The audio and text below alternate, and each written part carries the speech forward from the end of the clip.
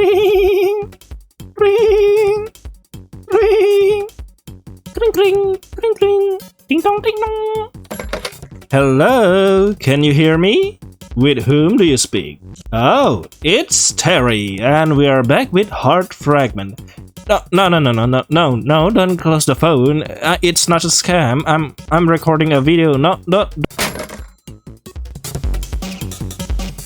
Yes, as if I say it, Terry here, and we are back with Heart Fragment, and we are starting the morning with someone trying to talk to us. Hello, can you hear me? Interesting, fascinating, exciting, and horrifying. So, who is this stranger calling us? Well, we have to find out. Let's continue playing the game, shall we? Hello, can you hear me? A voice causes you to jolt up from the bed in surprise. Huh? Xani, do you hear me? Yes, Clive! Clive, is that you? After glancing around the room a few times, you see the culprit, Clive's walkie-talkie. Oh. Please reply. I have to respond because I want to know his side of the story so far. I believe Clive has a genuine explanation. Yes, let's do that. Never mind to find out from Clive himself what really happened back there. You grab the walkie-talkie from your bag. I hope I'm doing this right. Okay. Xani, I wasn't sure if you would respond. Xani, please respond. I have sent you my latte art. I wasn't too sure if I would either. I'm so sorry. I want to explain everything to you. I really do. Then explain it. No, don't climb up at a time like this. You can just magically wish away everything that happened back there. I already know you're working with Jasper for some reason. We are past the point of excuse. You are right. I owe you an explanation no matter what. Yeah, that guy stabs me. You sure do.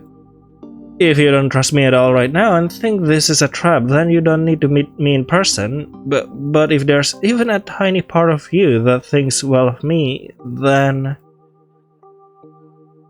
meet with Clive, we'll talk, but not in person. Let's go! What could go wrong? Benefit of the doubt. Achievement unlocked. What does that mean?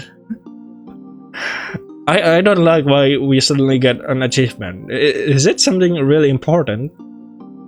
Clive is awkward and his mannerisms are sometimes strange. I don't always understand what he's thinking, but for some reason the way he fidgets around makes him seem more sincere to me. I want to hear this in person. Oh my. You, still there? Yep, I'm still here. Totally not daydreaming about you. Yeah, let's meet up. What? But after what happened, why would you still be willing to offer to meet in person, ending in 5 seconds? Take it while you still can. 5, 4, 3, 2. Yeah, please, Okay then. Should I come to you, or, You made it back from the nature trail safely, right? No, I'm died. I died. I died, and now I'm a ghost. Ooh. Yeah, I did. I did come back safely, but I'm not sure about your friends. If you can call dazed and confused safe, then yeah. Right. I figured if you were still there, I could get you home, but that was stupid to think. Since you obviously make it home by now, and there's no way you want me to take you home. Oh, is that an invitation? Then sure. Let's get lost in the woods and then you will guide me home. Sounds like a fun date idea. The thought of wandering around outside at a time like this makes me uneasy, but admittedly it would be easier not to drag Lana into this if we talk somewhere other than at home. Ah, yeah, that is actually smart. I didn't think of that. Lana is a good person. She doesn't deserve to get dragged into my mess. but the idea of wandering around outside after 2 attacks in Parathon makes you uneasy to say the least. You briefly contemplate whether this is just some kind of ruse to lure you into an ambush. You shiver at the prospect. Yeah, don't worry. Jasper is so edgy that he wouldn't attack you in place like grocery store or something, you know? Like, well, you're grocery shopping or studying for a test tomorrow or just like cooking something in the kitchen. He is too edgy to accept that as a perfect moment to finish you off. I need answers. If I don't listen to him, I've got a hunch that I'm going to regret it someday. And I honestly don't think this guy is dumb enough to stay on Jasper's side after what happened before. I don't know. Alright, let's meet up. But you have to let me choose where we meet this time. Uh-huh. Of course, anything you want. Clive's voice chimes through with a hint of desperation. It would probably be best to meet up somewhere we haven't been together, right? Like what? Uh-huh. You think back to that first day you spent with Clive here in Parathon. We went by a park about 2 blocks away from Lana's house when we were at the beach. It's a public spot where if anything went wrong, you'll be able to call out to a passerby or be noticed by one of the residents. Well, yeah, of course. If you meet in a cemetery, it will be really strange and it will be empty of people and also living people. Empty of living people, and also that will be the perfect edgy place for Jasper to finish you off, and Jasper will definitely go there to do that. And speaking of cemetery, you should check out Cemetery Mary, developed by Arcade Kitten, who is my friend. It's a really nice visual novel. Has a lot of sprites and works. That's what I could say, and it's a mystery visual novel. Supernatural, I guess? You're going to love it. I'm gonna link it in the description below. If I remember to do that. Got it, I'll be there in a few minutes. Okay, wait, have I read this or not?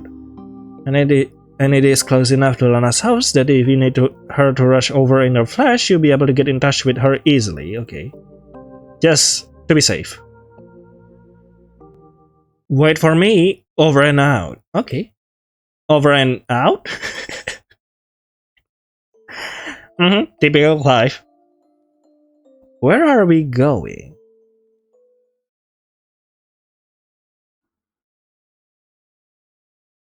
As much as you try to wait patiently, you find yourself growing increasingly anxious as you wait for Clive to arrive. Clive, hello. Oh, nice. I wonder if this was actually a good idea. I know about Clive and Jasper being connected for a long time now, but you just think about if it's a good idea after you arrive here. Lana had certainly seemed happy when you told her you're going to talk things over with him. You know, it would be real ironic and a twist if, you know, Lana's boyfriend is actually Jasper's brother. Clive's brother, to be precise. If only you could share her enthusiasm. As the minutes pass by, you turn the walkie-talkie over in your hands a few times, examining it. Why did he contact me through this unreliable method instead of just texting me? Xani, you really are here? Oh, you turn at the sound of his voice, a shocked and sweaty Clive who pants in exhaustion from jogging here, eyeing you with shock. An unfamiliar bulky backpack is slumped over his shoulder. Backpack? I'm so relieved. I kinda half expected you to have left Parathon by now. I might have considered it. Of course you will. Of course. What's in the bag? Clothes, medicine, supplies. Oh. Show me. After the strange event as of late, Clive can just show up with the mysterious bag and expect you to pass it off as nothing. He hands the bag willingly over to you. He was telling the truth. Clothes, bottles of water, protein bars, oh yummy, and this medicine container from before. Is he packing for a trip? You know, I used to come here with my family a lot. Oh, you remember it. Clive tries to move the conversation forward with awkward chatter, probably his way of avoiding having to jump right into the hard things to talk about. These sorts of spots were my favorite. Go through the trail and get to that beautiful flower garden and play hide and seek. Then on the way home, stop for ice cream and sit here in the park. Oh. Did you ever have a place like that? Not really. My happy place was wherever I could be with my mom. Oh no. Your mom? I don't think you have talked about her much. Yeah, she passed away when I was a kid. Talking about her never comes easy to you, but for some reason the words flow out naturally. I'm sorry to hear that. My condolences. Don't be, it was a long time ago. No need to pity me for it now. Right. I told you my parents got divorced, didn't I? Yeah. Yeah, that's why you moved between Parathon and Sunwood City. I lied to you. Oh my god, I'm so shocked, I'm so surprised. Oh my. In case you're wondering, I have kinda already guessed that it's a lie. About which part? My parents aren't divorced. Oh, okay. Actually, my dad left a long time ago to buy milk. And I never met my mom. Oh, I'm so sorry. Oh, I shouldn't make that joke. Oh, I'm sorry to hear that. I don't mind if you hate me, Sonny. You keep a wide eye focus on him. He hasn't even spoken the entire story yet and already seems assured that he will be despised as a result. I don't know enough yet to judge that. But admittedly, this isn't sounding too good. He is basically admitting the entire premise of our original meeting was a lie. How do I even begin? Sonny, have you ever wondered if some people just aren't supposed to exist? And be honest, he's mostly likely referring to myself. Clive disagreed with Jasper's action back there, but not with his words. Some people aren't supposed to exist. I don't believe that. Aren't supposed to exist. This is kinda tricky, since you could debate about the definition of this, what do you call it? Sentence? Premise. A lot before you're going forward. I don't believe that is the most simple way, but when saying some people aren't supposed to exist, well, we could say that a lot of evil people, evil politicians, businessmen, yeah, they aren't supposed to exist. It's a good thing they are gone, but at the same time, if that, evil person was born still in their, young time, I guess? I don't know if we can call that they aren't supposed to exist. Because here we talk about Sunny's existence, which is the mutation that she got from her birth. So yeah. Well, let's just say that some people aren't supposed to exist, yet that doesn't mean they shouldn't exist. I think there are certain people who aren't supposed to exist out there. You do? There are people in this world that just makes an effort to screw over others. Yep. Clive Stair seems to be urging for you to elaborate.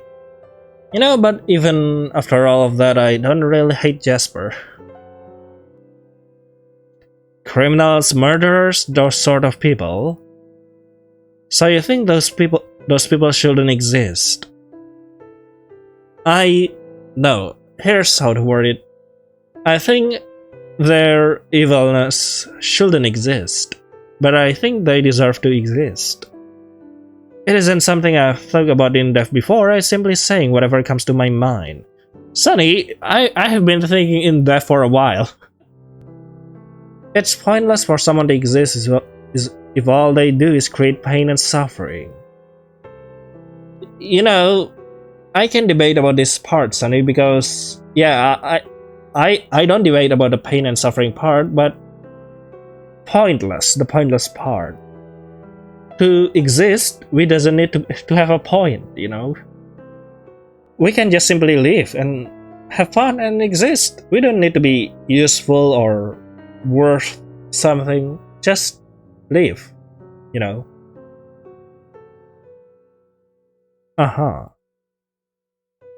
And you don't think those people can change?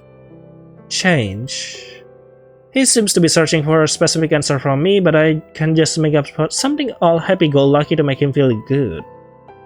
Still, his inquiry is enough to make you stop and consider it. If a criminal murders someone, then change to become a better person, that doesn't erase his past sin. Yes, but I mean, I wouldn't forgive a pedophile who just served 5 years of prison and then comes out and they say they forgive the victim and then, just go acting all blessed in the TV. I wouldn't forgive that kind of person. I'm speaking of real experience because this year, a convicted pedophile, famous TV show host or something, just got released from prison after 5 years of sentence, and holy freak, I hate that person a lot. I will totally hate that kind of person, but if it's a person, who keeps getting haunted every night by their mistakes, keeps getting haunted, keeps trying to atone their mistakes, I would forgive that kind of person. Really.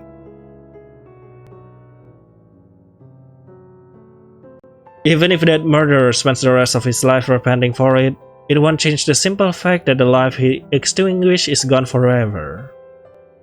Oh yes, it wouldn't change that fact, I agree. The victim of a murderer is still a victim. Even if the culprit repents, the murderer repents. But you could just say that the murderer lives in perpetual torment because of that sin. Sigh, I guess that isn't really what's important, my bad. I shouldn't have asked something like that. What are you trying to get at with all this? No, it's a good question. The point is that when I was growing up, my brother was pretty much both of my parents, but there's a time in my life that doesn't make any sense. My brother is there and everything is fine, and then suddenly he isn't anymore. Oh, the heart of the matter, the real problem behind it all is that I just... He takes a deep breath.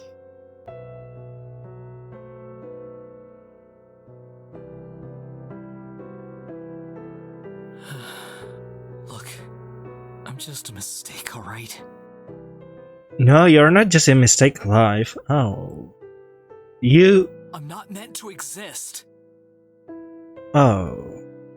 Yeah, Sonny, you think Clive is talking about you, but I'm pretty sure he's talking about himself. I'm a mistake. A damn mistake. No, you're not. He just called himself the mistake? Was he not talking about me after all? Nope, not at all. But could be also. I'm not sure why you say something like that about yourself. Because it's the truth. No. Maybe some people could be considered a mistake, but just listen. The resolve in his voice prevents you from objecting. One day I woke up in a forest.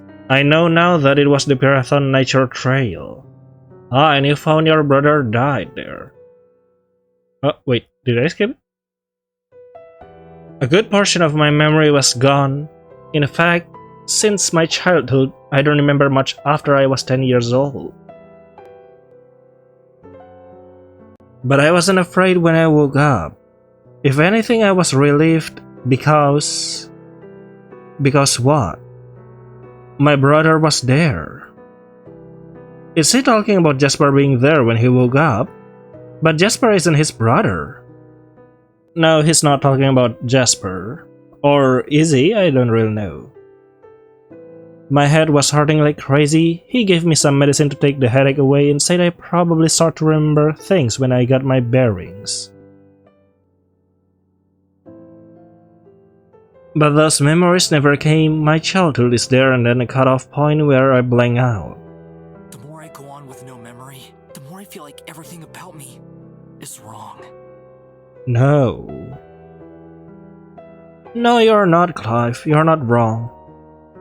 I'm not supposed to exist, am I? No, Clive.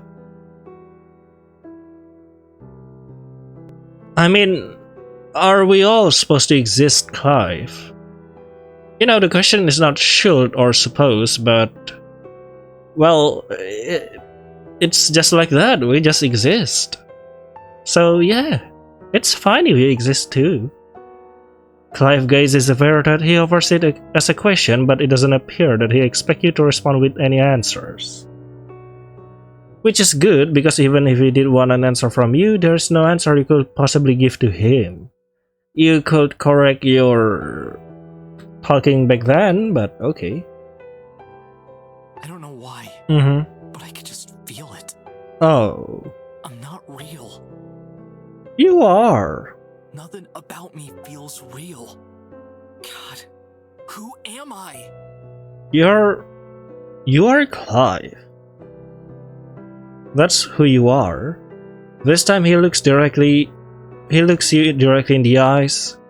In fact, this could be one of the first time Clive have looked you in the eyes. It emphasized the gravity of his tone much more than his words alone. I don't know. I don't know the answer and I don't know what to say. No. I didn't think you would. I'm sorry. Oh. As his tone shifts, softening, a small smile crosses his face and at the same time his eye contact breaks. I just needed to let off some steam. That is understandable. Clive. I'm fine. Clive, buddy, how about we drink some coffee? I'm sure it will taste nice. You don't look fine. Then let me reward it. I will be. Oh. Just forget I said anything. Clive?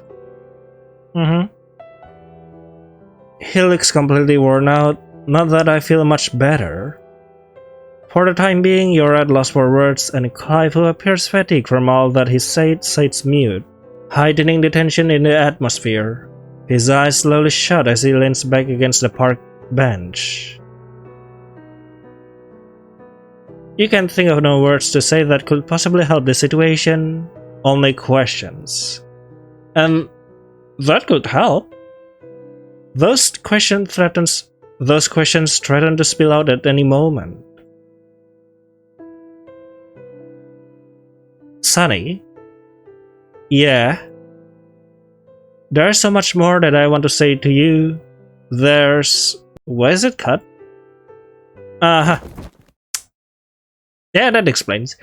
A sudden thump drowns out of Clive's word as he opened his mouth to say something else. Clive! The source of the thud, Clive's body suddenly hitting the ground, makes you jump to his side in concern. What was that sound? It sounds like a glitch. Clive? Clive! No matter how many times you shake his slim shoulders, Clive doesn't move. Clive! No! Okay, who is it now? Clive Act 2, Gullible. Oh, interesting. Act 3 then. So, are we talking to Inigo or... I'm here again. How many times has it been since the first time I visited you? I somehow keep ending up back here. I don't know why I keep telling myself that there's no point and that I should just give it up already, but I'm still here again. Why does it sound so horrible? Weren't we supposed to be close? Weren't we family? And now you're just this pathetic piece of waste.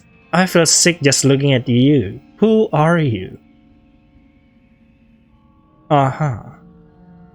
I would have done anything for your sake, you know.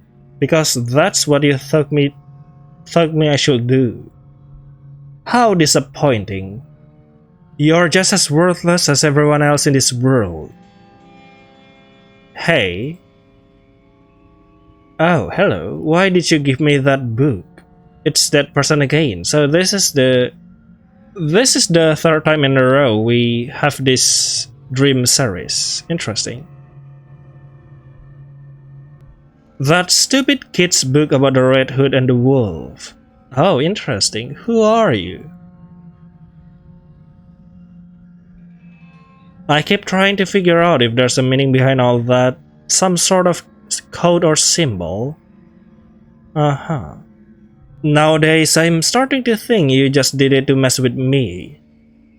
Isn't that right, brother? Brother? Aha, released. Okay.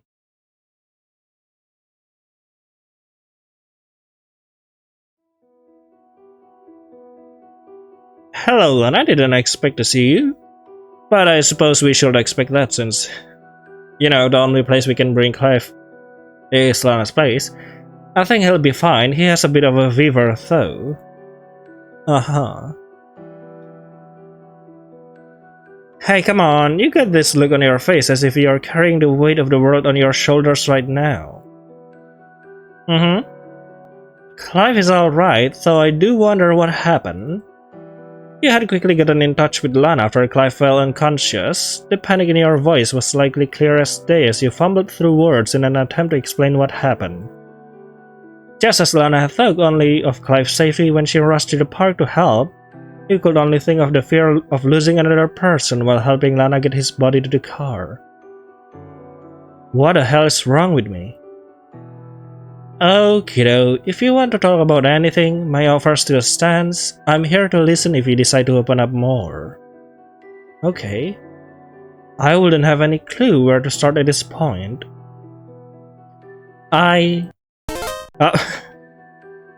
Groan. Hello, Clive? Clive? Sonny? Lana? What happened? You passed out? You passed out while we were talking back there. Oh no, I'm so sorry. No, it's not your fault. Clive sits up from Lana's couch and clutches his head. I got up too quickly. Are you feeling any better? Yeah, I think so. I'm sorry, Lana. Is it okay if I talk with Xani alone for a few minutes? Well, sure. Lana is clearly hesitant to be kept in the dark any longer. But after a bit, she nods in agreement. Alright. You damn kids are the most secretive bunch I've ever met, I swear. You damn kids? Okay. Sorry, Lana. Oh, come on, I'm just joking. I don't mind giving a little privacy. Okay, bye-bye. I'll be upstairs if you need me. Lana, she's a super understanding person, isn't she? Maybe a bit too understanding. So I just passed out at the park. That's what happened. Yeah. Scared the crap out of me. Sorry. Seriously though, what was that all about? You freaked me the hell out. I don't know, my head suddenly started hurting really bad, and I don't really remember besides that. Your head? Didn't you say you take the medicines for headaches? This one was worse than usual. It was like my brain was getting squeezed or something. At least you're feeling better now. Oh, that must be really hurt. Anyway, we never did get to finish our conversation, huh? Don't push yourself to get back into it already. You just woke up after all. No, I want to. I'm sure you have things you want to ask me about. A lot of things. Where can I start though? Should I ease in gently or just get right to the meat of things? Can you tell me what happened back there at your meetup spot? It's a long story. I came to you earlier because I want to get the whole story. I want to figure out your side in all this. You're right. I'll tell you. You will? That easily? I thought you protest some more. You deserve to know I need to quit being such a big baby and speak up once in a while. He looks so determined all of a sudden. The thing is, the forest I woke up in, the one I mentioned, was that area around the Pirathon Nature Trail. I still have no idea what I was doing there. You call him Jasper, that's the man who I saw when I woke up. But that isn't the name I know him as. I don't understand. When I was a kid, my big brother made an alter ego of himself. I thought it was so cool, like a superhero. That's what my big brother was to me. He drew that version of himself a lot and talked about how he would save the world someday. Oh. My hero, my brother. Although uncertain where Clive is heading with the story, you still listen quietly and take in what he has to say. So one day, I made an alter ego of myself too, and what? I named that better version of myself Jasper. You can't help but wince. Jasper, that man with black hair, The more time I spend with him, the more I realize he's completely different from my big brother. So you are talking about Jasper back then when you say brother, okay. The name I made up for myself back then. Jasper is Clive, or at least some other part of Clive, but Clive thought he was his big brother. I don't get it. Because he looks like his big brother. That's the explanation. You try desperately to fit the pieces together in your mind. This adds more new variables that I didn't hear about before. I know Jasper was raised to hate me. So was it he and Clive's big brother that taught him that? Huh? And then there's the name K. Right, where does K fit in? Clive must have been his actual name before Shay split them apart, and Jasper is his alter ego. So where does K come from? I can figure it out. What does all of this mean? Wait, how do you know about K? I had a feeling that's what you say. That's the problem, I can figure this out. You were the only hope I still had of getting some sort of explanation. Well, we do know about something. I got away back there because Jasper said he needed me alive for now. And when I look at all those things put together, I can't help but think the answer I'm looking for will make me sound insane. Don't worry, you are already insane in my mind. I'm used to insanity, let me have it. The names, the way he looks, my memories, Jasper keeping me alive. I can only think of one possibility. But I'm too scared to say it out loud. Please, I want to hear it. Am I Jasper? He actually figured it out? Yeah, why don't you just tell him? No, that probably sounds ridiculous. Right? I'm such an idiot for thinking something like that. That's... You passed away the pros and cons in your head. What would happen if you told Clive the truth? If you were to bring up goddesses that split apart human beings? It sounds nonsensical, but then again, you probably thought mutant sounds equally absurd at first, yes. You're right. Huh? About what? About everything you just said, you're completely right. No way, I was just spouting garbage. Garbage that happens to be true. Uh-huh. How do you know? That's... I spoke to the self-proclaimed goddess that splits you apart from Jasper. Wait. The what?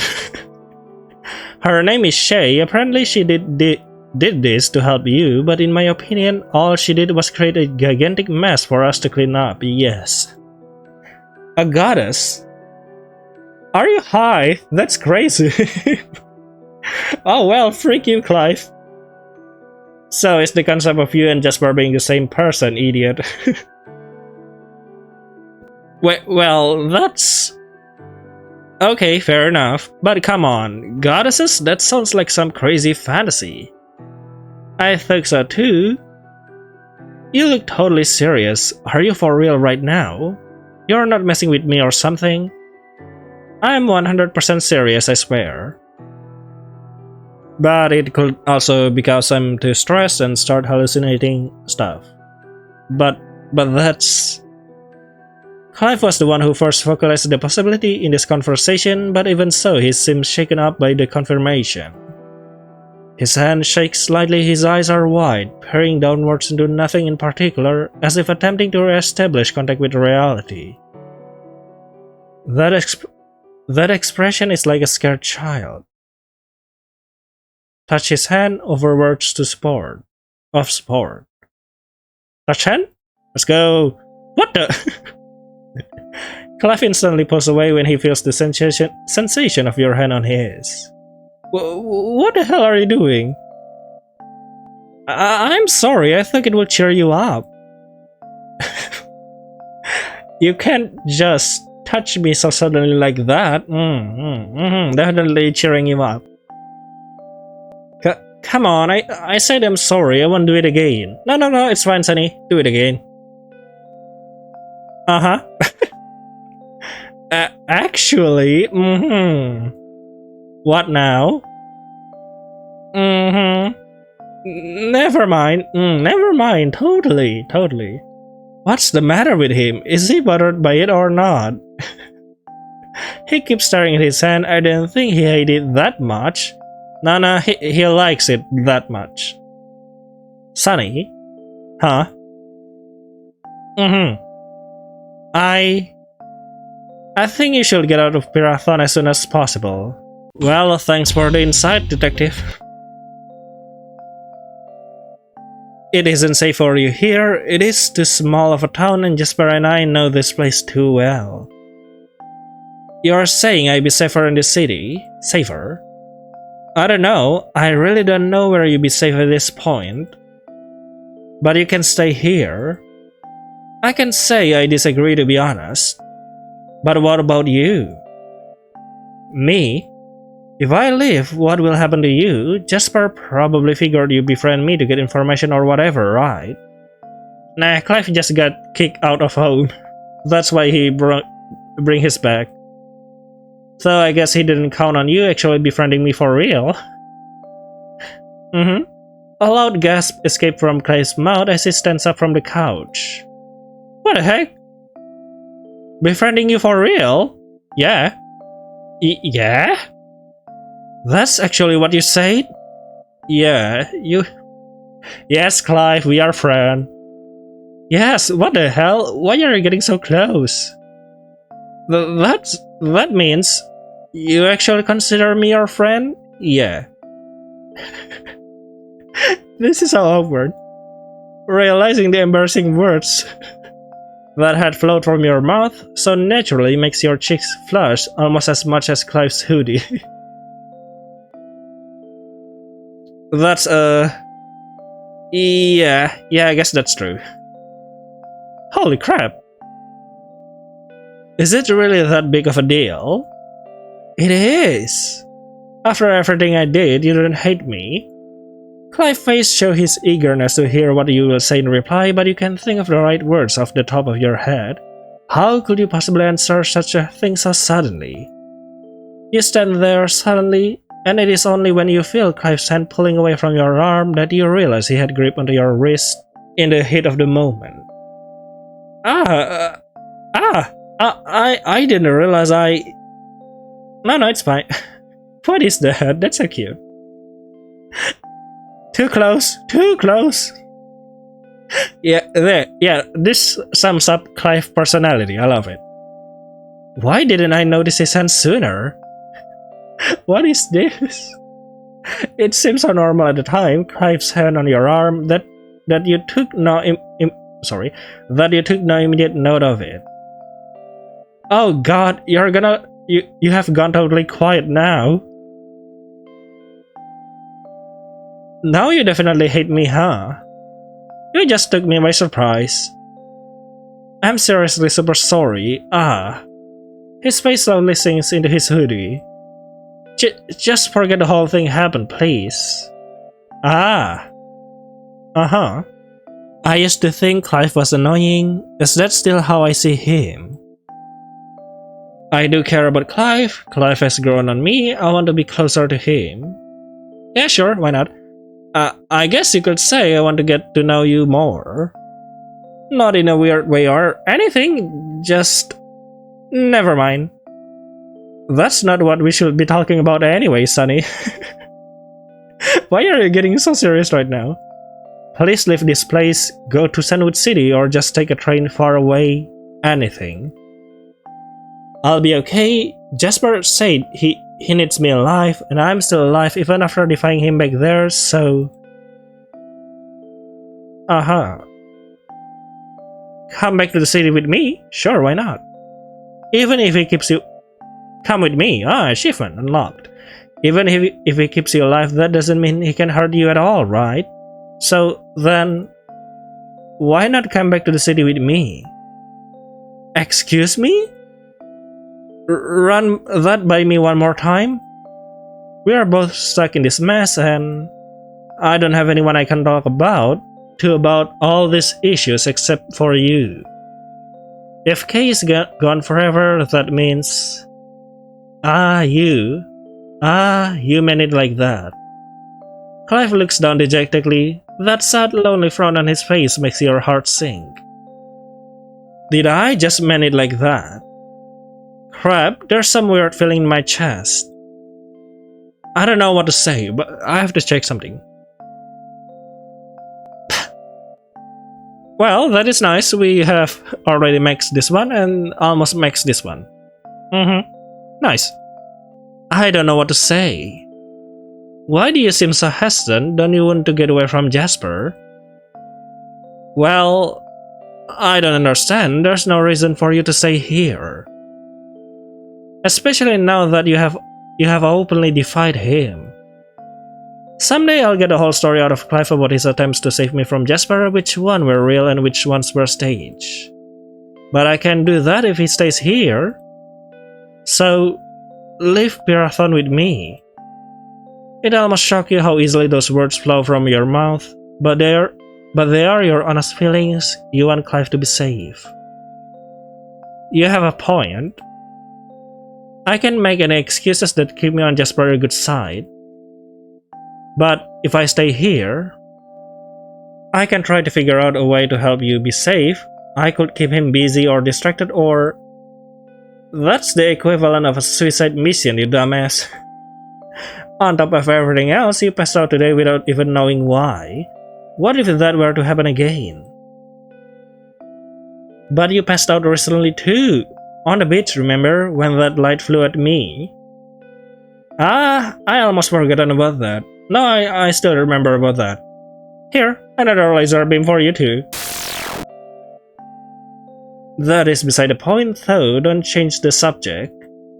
You're not staying here, that's final. Got it? Yes, Mom. You sound so serious. I am. I'm not leaving you behind, alright? What about your dad? Would he let me come stay with you? I mean, he let Kay stay, so why not? I suppose that is something we'll have to consider, Scythe.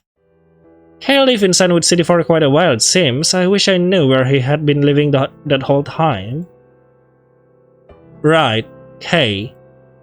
Clive's gaze turned downcast at the mention of that name. He still hasn't processed everything involved with that matter, and now that you have explained this far, eventually he'll need to hear about Kay as well.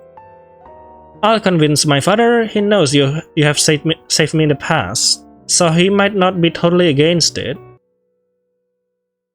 Alright, thank you, Sonny. Good. Now that all that is settled, the familiar tone of the StarX social app alert interrupts you. A message from Shannon! Right, that reminds me. Uh-huh.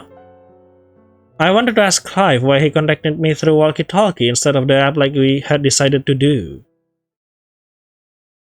You can answer it. I'll wait. Why do the music stop?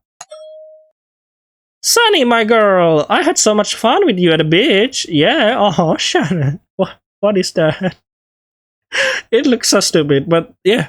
It looks so stupid than Shannon. But yeah, why did the music stop? Can't believe you managed to beat me even after I found like the biggest shell I ever saw, T. And Clive is kinda cute. Would love to hang again. Hey, sorry, I felt real tired after you went home, so I didn't have time to text you. Nah, we're all good. Sorry I left early, but if you were tired, I guess it worked out. Can I visit you there again soon? Well, actually, I'm going back to the city. Huh? Wait, what? I swear I'm on a roller coaster ride with you sometimes. When was this decided? You didn't mention it on Friday. I didn't decide it until recently. At first, I was going to come home for a bit to see a doctor, but things change quickly nowadays. That is totally wild though, what the heck? Your dad kicked you out and now you can just go back to normal.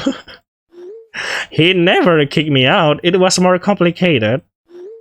I hope I can tell you all about it someday soon. I'll keep in touch, alright? We'll make plans soon.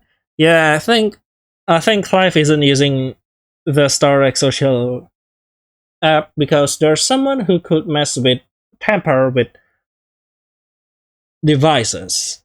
You know, like your laptop at that time, back then. I don't understand, but I won't bug you about it. Clive gave me heck for asking too many questions after all, lol. See you soon, I hope. Love you. Shannon, the way she was talking made it seem like my hunch about what happened after I lost time was correct. But I still don't understand how that happened in the first place. Neither do I. You okay? Yeah, I'm fine, just been feeling a bit out of it. Shannon reminded me of something I wanted to ask you. Why didn't you contact me through StarX Social? Why the walkie-talkies? Oh, right. After you ran away from Jasper that day, I got into a big fight with him. Hey? And your phone got destroyed? Oh! That phone wasn't mine in the first place. It belonged to Jasper and he took it back after we fought. So does that mean we have been talking to Jasper? Truth is, the first time I saved you in the city, that was Jasper's idea. He wanted me to befriend you. That's also why he gave me the phone. Aha. But why? He already had me cornered and stabbed me. If he had just left me there, I have bled out eventually.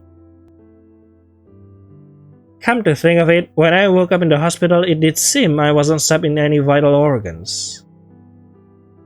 I don't fully understand it. Jasper could have killed you at any time, no offense of course. But for some reason he didn't do it. He seemed like he was searching for some sort of information out of you before getting it over with.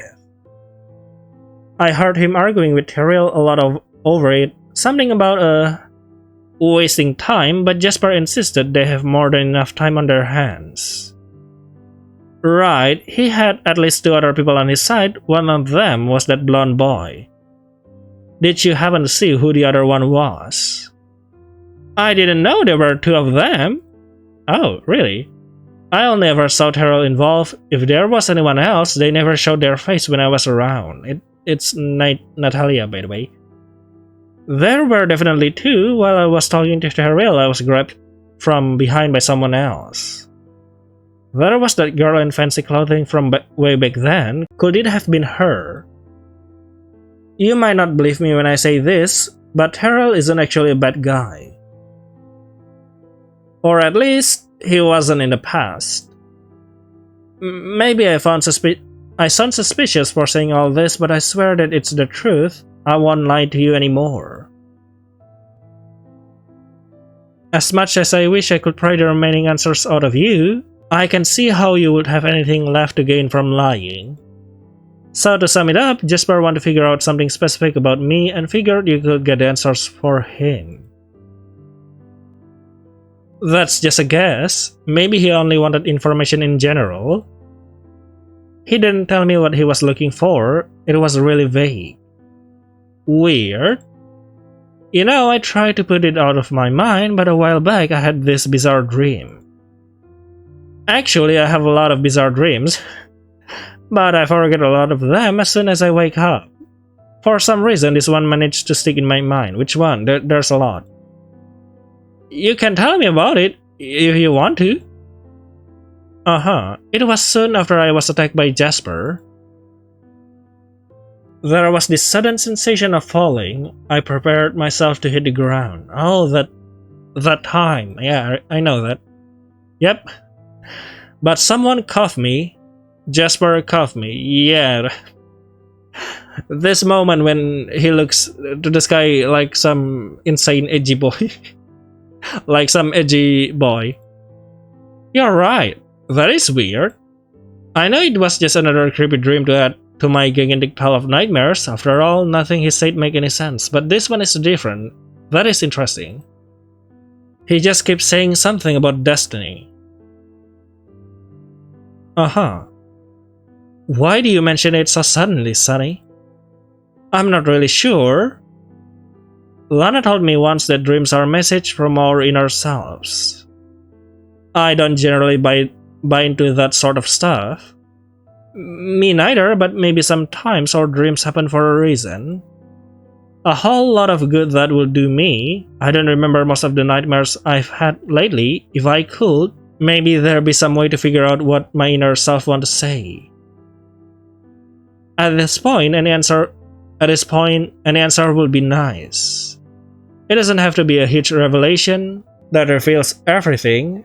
I just want to feel like I'm not totally in the dark. Sorry. I wish I had more to tell you. You have given me plenty of answers, Clive. Maybe not the ones I need most, but I appreciate you honesty, I really do. I'll try searching my brains for more answers, okay? Maybe someday I can figure out how to regain the memories that are blank right now. Thanks. For now, I should give my father a call. Good luck. Okay, good luck then. You leave Clive on the couch to rest a bit longer, still not knowing the cause of his sudden collapse leaves you nervous for his safety.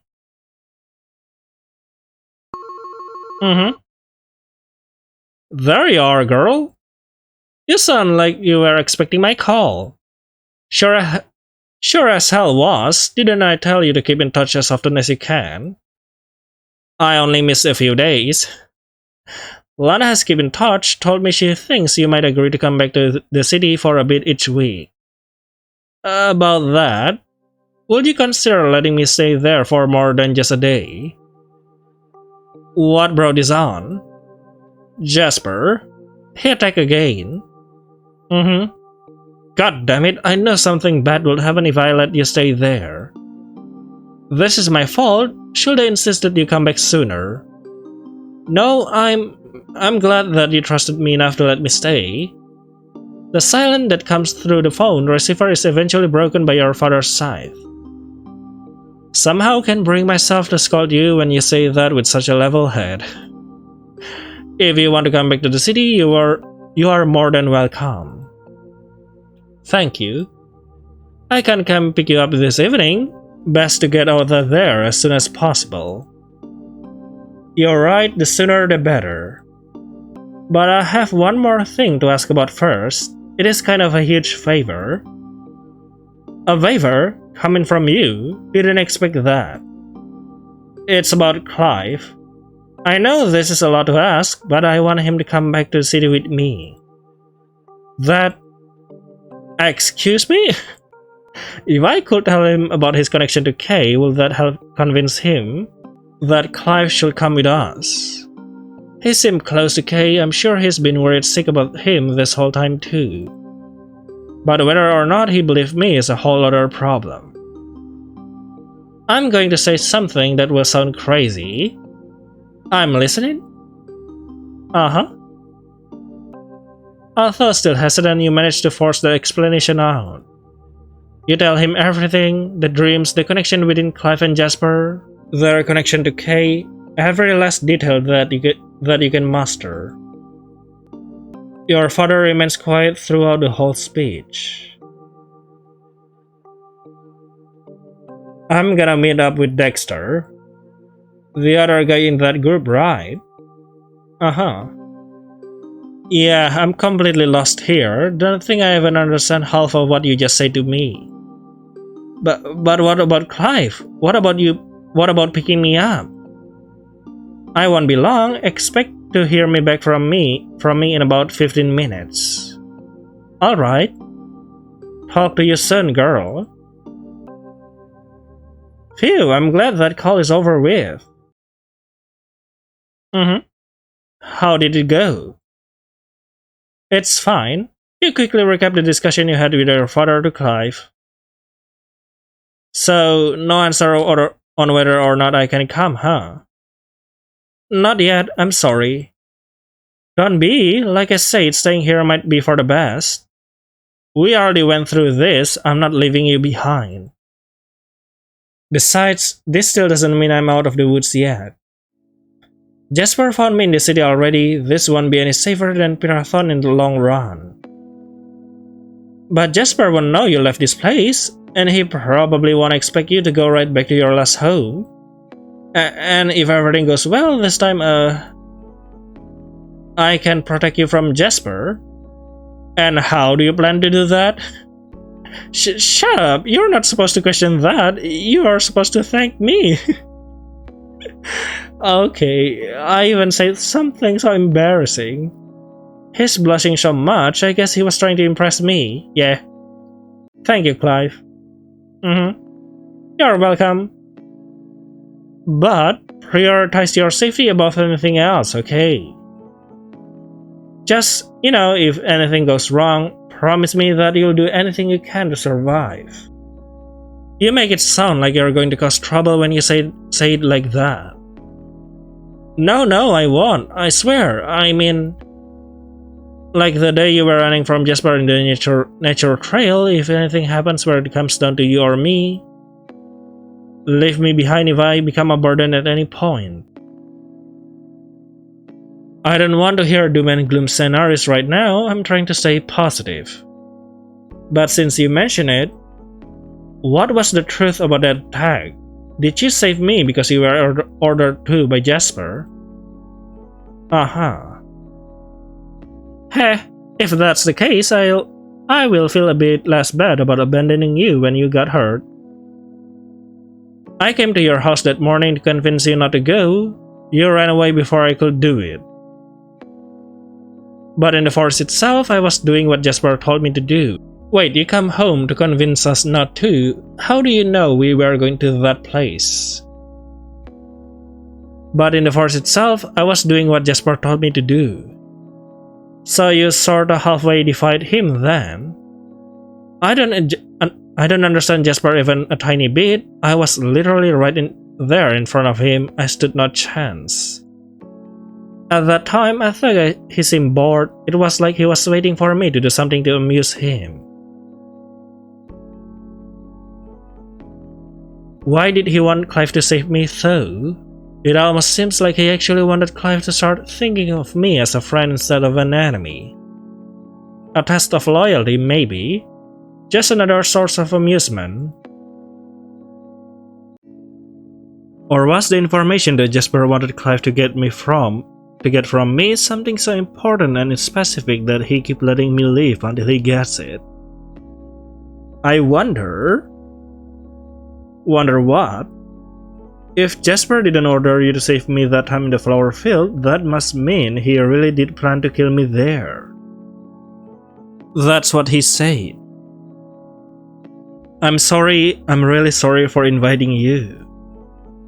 I'm not upset about that. You still saved me in the end, but I just don't understand. Don't understand what? Something tells you that you won't be able to figure out what's going through Jasper's head without confronting him directly. And even if you did, it'd be a huge risk without any guarantee of results. Interesting. Oh, okay. Where are we going? The wait for your father's phone call is even shorter than you expected. There clearly wasn't enough time for him to gather proper information on any subject he had asked Dexter about, but the rush to get you to a safe place must have taken priority. Well, obviously. Clive helps you pack up the most important of your things. When you ask what he intends to bring to the city, it becomes clear he has a very few personal possessions. He opens the bag he had with him earlier to show you the contents.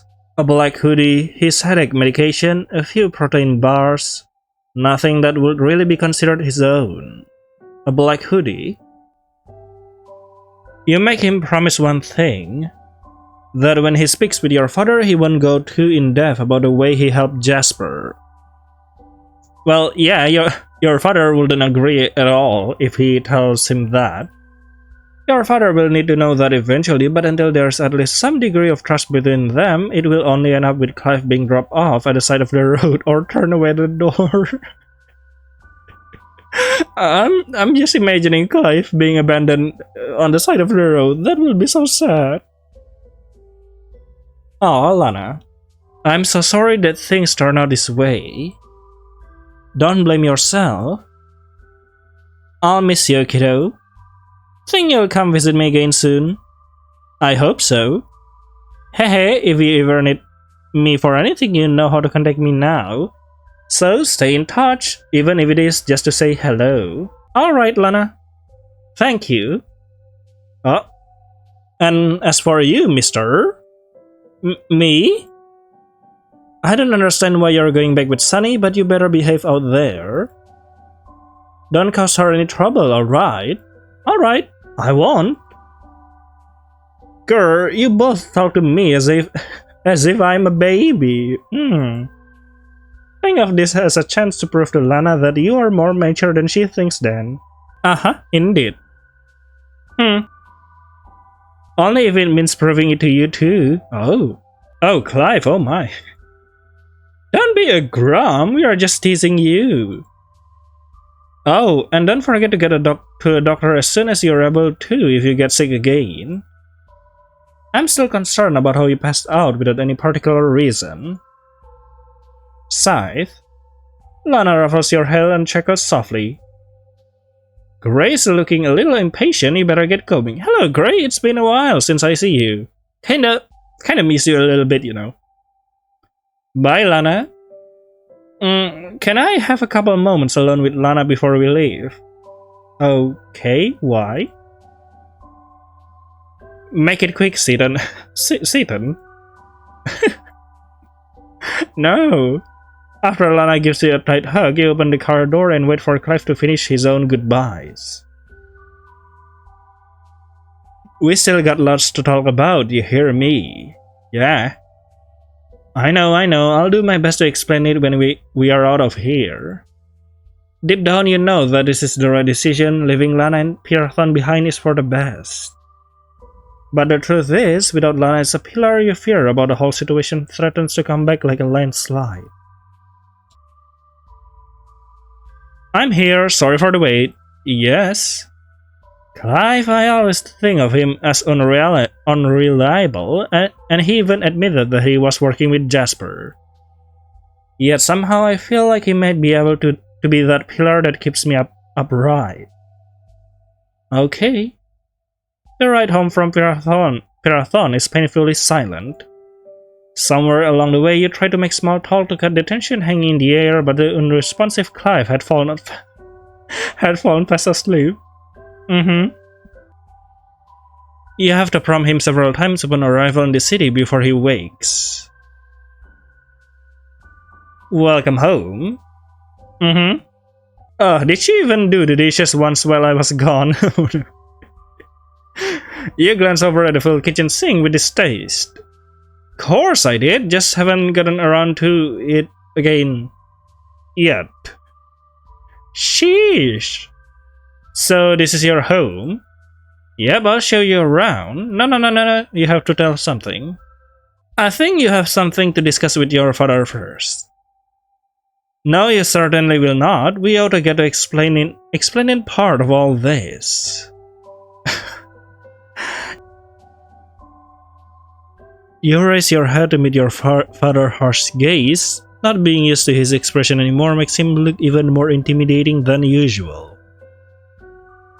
Look, I know you don't want to talk about everything going on in your life, but you got an explanation for this one?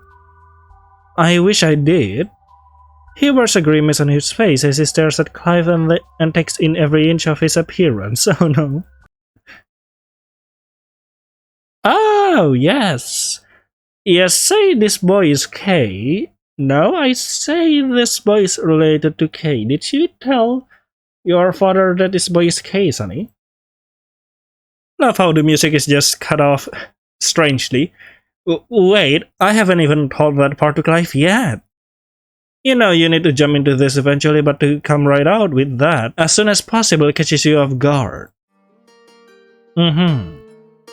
We shall take it slowly with explaining so that it doesn't get overwhelming. No, I don't want to take it slow.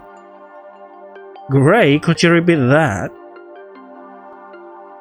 Clive's eyes stare wide ahead at your father with a look of desperation. Looks like I jumped the gun a bit there. Yeah. Sonny, how about you try explaining this? Seeing as how I still haven't got a damn clue what you meant by it anyway. Right, I suppose there's no choice. Clive, you asked me all those questions about Kay when we first met. The fact is, just like you have a connection to Jasper, you also have a connection to Kay. No way. What? You should expect that, Sonny. There's no way that is possible. We already established the things about Jasper, right? I don't know why this will be any harder to believe. Because I told you, Sonny, Kay. That was my brother's alter ego, not mine. Yeah, that is actually strange. If Kay is his brother alter ego, it should be with Jasper. It should split from Jasper, right? Not from Clive himself. But perhaps when Jasper split, it left Kay alter ego inside of Clive. Shit, there are so many parts to explain that I don't know where to start. Yep. Okay. Read the story summary, skip to the end. Sure, why not? You spend some time trying to explain things as best as you can. First, Clive's origins. Clive was a mutant raised by his family to hate other mutants. You, the descendant of a scientist who had unintentionally caused a tragedy in particular. From what Clive has told you, it seems his father left him when he was still a child and he was raised by his older brother after that.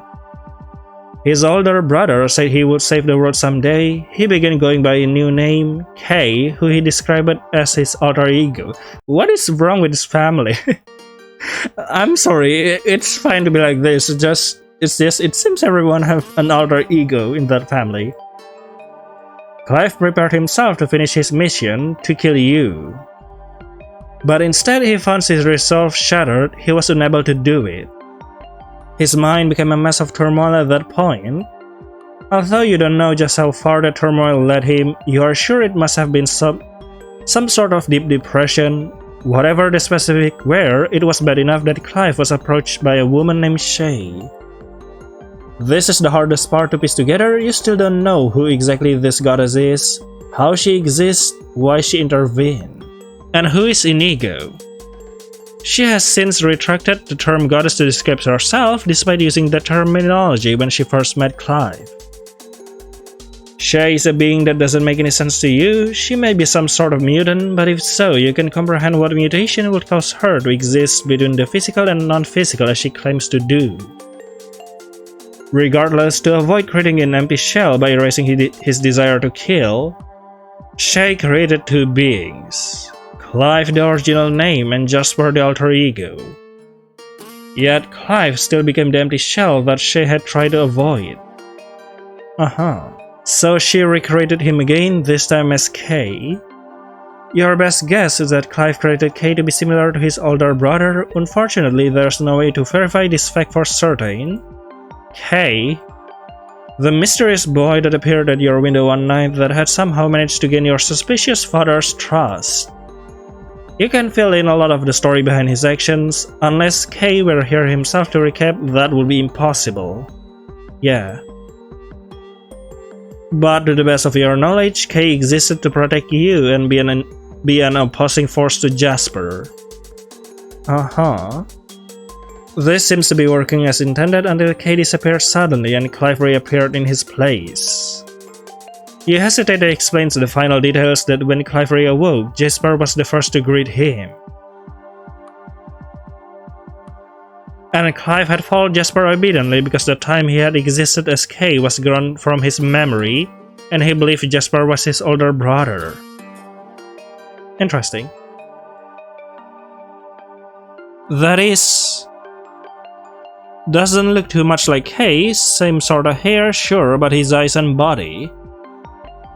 It isn't as simple as looking like K. And you learn it from a woman that appears in your dreams. Don't look at me like that, I'm not crazy. I mean, you did too, aren't you? At least I hope not. Dream communication makes sense, but a woman who has no physical form as she claimed just ain't possible. That's what I said about mutation when you told me. True enough, though it doesn't make logical sense with what we know about mutation. I mean, one is science and the other is... magic? Unless there's some very advanced form of mutation that we don't know about. Is something like that possible? Doubt it, the drug that created all this was meant to advance human evolution, but not to that point. I don't believe any human could create something that far along. It'd have to be what? Clive, who has remained mostly silent, pushes fiercely for an answer when your father's voice trails off. I suppose it would have to be someone with a natural mutation of sorts. Interesting, what does that mean? But that doesn't exist. Natural mutation? You mean the person has a mutation before all of this happens and keep evolving? Okay. Bah, don't look so curious, I'm telling you, if it did exist, Dexter and I surely would have found something about it by now. You seem oddly sure about that. Sigh, not so much sure about it as I am just unable to comprehend the thought. The only one that knew what to do with this information is Dexter. Who exactly is Dexter? One of the oldest pals of Sunny's mother. I think it best I met up with him for a bit. But I need a few more pieces of information first. Most important one, wanna explain to me how you managed to escape Jasper unharmed again? Well, thanks to Clive and me running. Well, that's... Clive was the biggest help through all of that. Talking about his involvement in full still might lead to another uncomfortable confrontation with your father, though. You explain as best as you can, including the parts where Clive saved you, without getting too deep about him working with Jasper.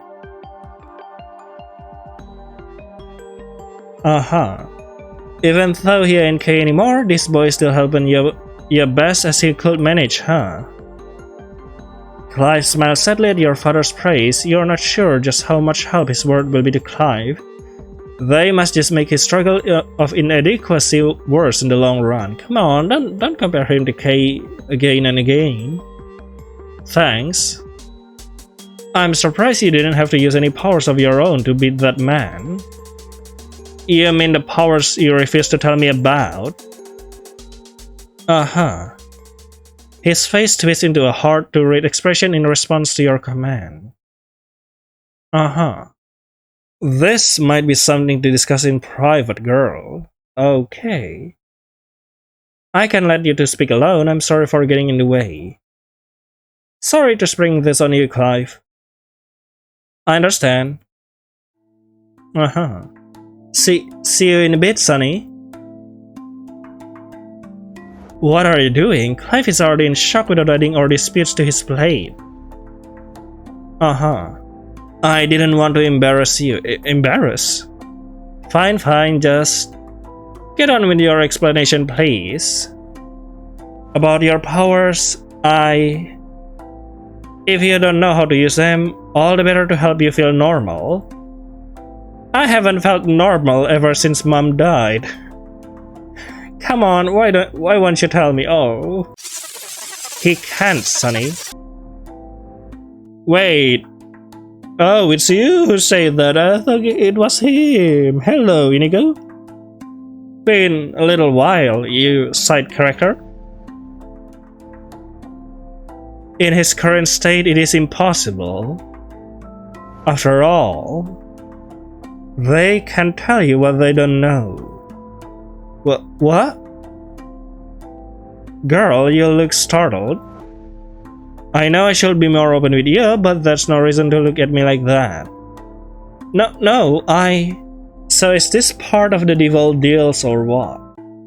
You know, talking to Inigo like this, on daylight. I didn't mean to, I was just remembering a nightmare I had once. What were you saying? Just been a bit of a challenge, you know. After all, what powers you have will be different in each person with a mutation. You're saying it's all random, that I might not even have the same exact powers Mom did? Yeah. That's the truth. How that mutation in your DNA reacts is gonna depend on what the source DNA is like in the first place. You might have the whole whack of usual powers, or you might... I was worried you might have some sort of dangerous power mixed in there somewhere. Figured if I alarm you by bringing it to your attention, you start to focus on it too much and... You thought I hurt someone? That's... Thanks for putting so much faith in me, Dad. I'm sorry. Really am, Sonny. Oh. Why did I ever give him the impression I do something violent? It isn't like I can finally wound someone by reading their heart. Well, you kinda wound Tyler and Natalia, I think. I don't know. Sit down, get back in here. Stop. It's Clive. I'm here, you called. Why are you? He glares at Clive with a sour expression. You should just ignore it when Gray calls you Seaton. You may be K, but you're also Jasper. Don't even consider making one step out of line. Yes, sir, I promise. Hey, You really aren't anything like him, are you? The sad smile that begins to form on your father's face takes you by surprise. Oh, you miss Kay too. You know that he and Kay had been close, but judging by that look, your father is struggling with the fact that Kay has been replaced by Clive more than he would admit out loud. He may be struggling with it even harder than you were initially. Boy, got one last question. Okay. What's your last name? Oh yeah, we haven't known Clive's last name for a while. Finlay? And that was your father's last name too? As far as I know. What does that have to do with anything? We'll have to wait and see. I'll let you know whatever information I can find. I mean, just for Finlay. But why Jameson? Kay Jameson, you know, because Kay is an alter ego. If it helps, I don't think my mom ever used that last name, but I don't even know her first name, let alone her last. I'll keep that in mind. Don't go wandering around while I'm out. That goes for both of you. We still haven't got all these oddities figured out. Yes, sir. Take care of her while I'm gone. See, Clive. Oh, that's a sweet gesture. I will, definitely. Leave it to me. Okay. Leaving it to you. Another transition. Where are we going? Sleeping time, I guess? Ah, still not. Your dad is scary. Tell me about it. I was terrified of him as a kid. Must have been tough, huh? You know, your mother and all that. Tough is an understatement. Clive, I know that you don't remember much from your childhood, but I need to ask something. I'll answer anything I can. I learned recently that my mom's death might not have been an accident. Do you think that might be true? It's a question with a lot of pressure waiting on it to ask someone, especially someone in a state of uncertainty like Clive is. Yet you can bring yourself to avoid asking it. The desperation you feel to get even some small answer overrides everything else. I'm sorry, Sonny. If I could answer that, I would. Right. If I understand your side of things, the summary is that your family was hunted by mine, right? Maybe this is a leftover result of that split you talk about. I don't remember a whole lot of that. Only what a wonderful guy my big brother was. Hey. I know I can expect you to have those answers for me. Jasper is probably the only one I could get them from. Don't risk it. Even if you want answers, I'm telling you, stay away from him. He's not normal. There's something weird about him. You're all weird. You're all weird. Something that made you realize he wasn't your brother. He looks a lot like my brother, but the way he acted was... It was like watching a ghost with no soul inside of his body. Well, I mean, we cannot read his heart. Clive. I wonder what happened to your brother during the time you lost. Your words make Clive freeze up in an instant. Did I say something wrong? He looks like he's just remembered something horrible. What happened to him? You know, don't you? I really don't want to talk about it. Okay then. No, I can question him about it when he already seems shaken up. If he wants to talk about it, he'll tell me himself.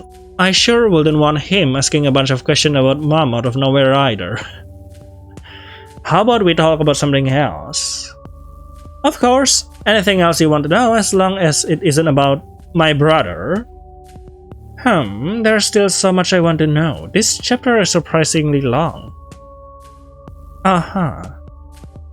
We could talk about recent events a bit more easily than my past. I can answer questions more clearly. Yeah, about that. Sounds like you need a nap. No, I'm okay, just underslept. I figured you slept the whole way to the city too. I can still answer anything you want to know, please. Let me help you piece this together. Thanks, Clive. Wait, are we not going to talk about Inigo just appearing in your mind? You still find yourself shocked at how helpful Clive has tried to be. This might be his way of making up for all those nosy questions he asked you when you first met. How about this? Within the time that went on and when you get in touch through walkie-talkie, did anything else happen? About that, I wonder where I should start. First, I got into a big fight with Jasper. He said some really confusing things, and the way he was speaking was that first made me wonder about the whole being him thing. Okay. At some point, he had me cornered. That freezing thing he does on you doesn't seem to work on me. You always get in the way, you always have. No, that's not the way you used to see things. You still hold on to hope, huh? Don't you get it? Things can go back the way they were. You're naive to think otherwise. And you let her escape on top of it all. Do you have any idea what you have done? She won't hurt anyone. She is not the monster you think she is. Do you even remember those words he told us? Try harder. I don't want to be part of this anymore. Then you're no longer of any use to me here. You're not going to kill me? No, but I will be taking this medicine back. There we go, but we have the medicine. Now stay out of my sight. I'm sick of looking at that face. And then what? He just let you go after taking the medicine back? Yes, but that's also why I couldn't meet up right away. I waited until the coast was clear long enough and then stole back the medicine, some clothes, and my walkie-talkie. You sure Jasper didn't tamper with the medicine? I find it hard to believe that Jasper let his guard down. To think you were able to waltz in there without any issues. Hey, I'm more resourceful than you think I am. Quit underestimating me. Okay, sure. Pretty smart, huh? I was able to get in touch with you with the walkie-talkies and prevent my headaches all in one go. He looks proud of himself, but can we get more of the medicine, by the way? Smart is one word for it, reckless is another. You should have just come to meet up at Lan's place right away. Would you have trusted me if I showed up there after all the weird stuff that happened? I definitely think the way you acted seems strange, but I met up with you in the end anyway, right? You made sure we met up somewhere public, Xani, so at least on some level, you didn't trust me. That's... He has a point. You may have been just as suspicious if he showed up at your home immediately after what could easily appear to be Clive inviting you to an ambush. Sorry. Even if Clive changed his mind and wanted to help in the end, he still told you to come. He didn't change sides for good soon enough. Was the medicine really worth the risk? You could use the over-the-counter pills from the pharmacy if things got bad. It wouldn't have worked the same way. Clive had been making an effort up until now to meet your gaze to a small degree. Now, though, his eyes are turned completely downcast. Maybe I'm more tired than I thought. Hehe. I can barely keep my eyes open. There's still so much more I want to know, but I can't deny that he's looking exhausted. I'll answer more things tomorrow. Careful, it isn't evening yet. If you sleep now, you might be up all night. When will your dad be back?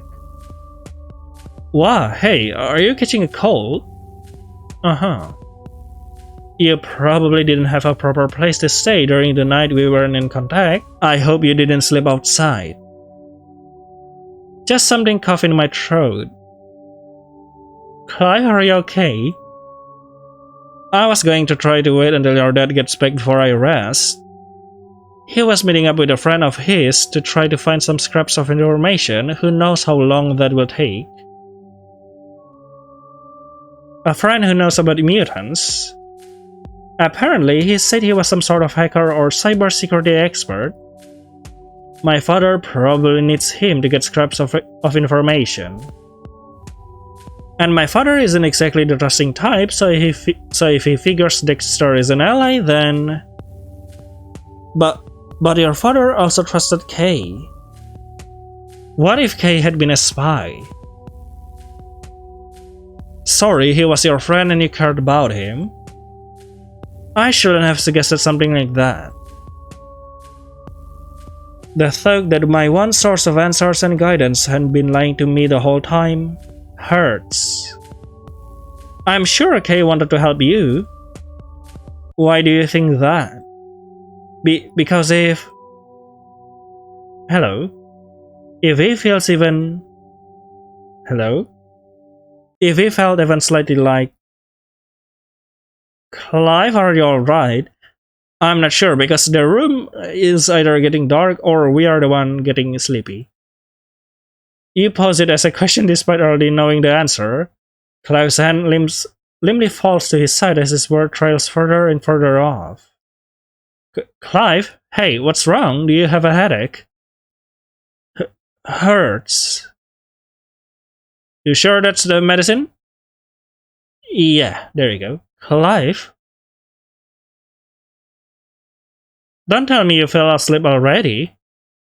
Sigh, you could have at least moved to the couch first. His sleeping body has slumped over on your bed, hugging most of it to himself. Idiot, don't make me worry about you when there's already so much on my plate. Cover him with a blanket, say goodnight to him. Uh-huh. Fine, have it your way. Oh, sleepy Clive. You gently tuck the blanket over his legs up to his waist, deciding not to cover him all the way just in case his hoodie makes it too warm. Sleep well. Oh. And we are finally going to the night.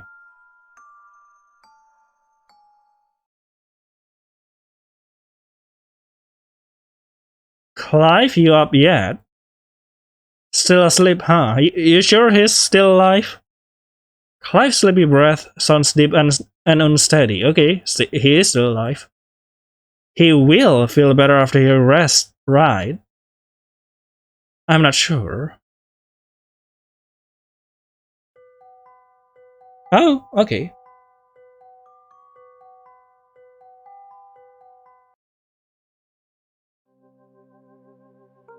Sleep refuses to arrive. The more you call out to it, the more it evades you. So instead you spend your night sitting next to your bed, sketchbook and pencil in hand. This feels nostalgic, being back in this room with my sketchbook in hand and... Wait, did you bring your plushie? Oh no. Clive's hood obscures his face and the small bit of bright hair that managed to pick out makes him look almost painfully like a replica of Kay. No, the plushie is not here. Though I guess Kay was the replica. Don't tell me that Clive turns to Kay again. I don't regret the ring on that night. It was an obvious choice, but if it would be nice to have a picture of Kay's face. Clive is going to wake up soon though. Don't you have Kay's face on your StarX social phone? You think this with certainty, Clive is just exhausted from everything that happened.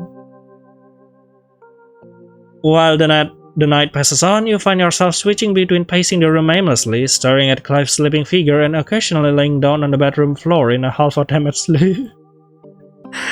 Oh no, it feels weird seeing you sleep so peacefully. Wasn't it just a short while ago that things were the other way around?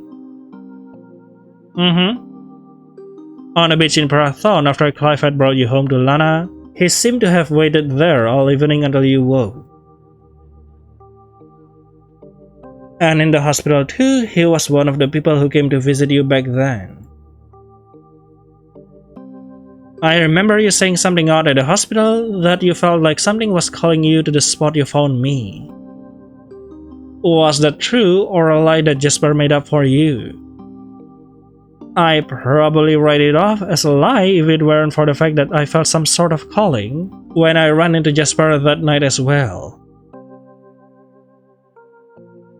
I want to know the truth. I want to know if Jasper was calling me or calling us there. What does this all mean? Isn't there anything I can do? You search your mind for an answer, something you can do to piece this together, something that will help Clive, something that will keep both of you safe. I can't find a solution to Clive's illness if I don't even know what's wrong with him though. Don't you dare do something stupid like dying, got it? What? Okay. You befriended me just so that you could help out my enemy at the start, right? So live so that you can make amends for that. Don't die without helping me figure everything out. Find answers about Kay with me. Tell me more about your life. I don't even know how much of the things Kay told me about himself were real. Was Kay's past your past too? Tell me what's real about you. Tell me why you're afraid of thunderstorms and why you like playing with walkie-talkies. As you mumble on, receiving no answer from the passed-out Clive, his sweat continues to drench his hoodie. I know you hate taking this thing off, but oh, okay, this is the first time we take off Clive's hoodie. If things keep up as they are, this beloved outfit of his will be a mess in no time. I'm gonna take this off, alright? Okay. Even though you are doing it for his sake, you still feel nervous to be removing it without his permission. Why does it feel so weird to see him like this? You tuck a pillow under his head. Okay, I think by removing his hoodie we will receive some revelations or something, but it seems fine. Good night, Clive. Good night. And we are back here. Hello. I'm here again. I'm so tired, I'm so sick of this. I can't undo what's been done. I couldn't even kill them. How stupid. I think I wanted to destroy that person. Maybe who I really wanted to destroy myself. Ha ha ha. Oh, hello.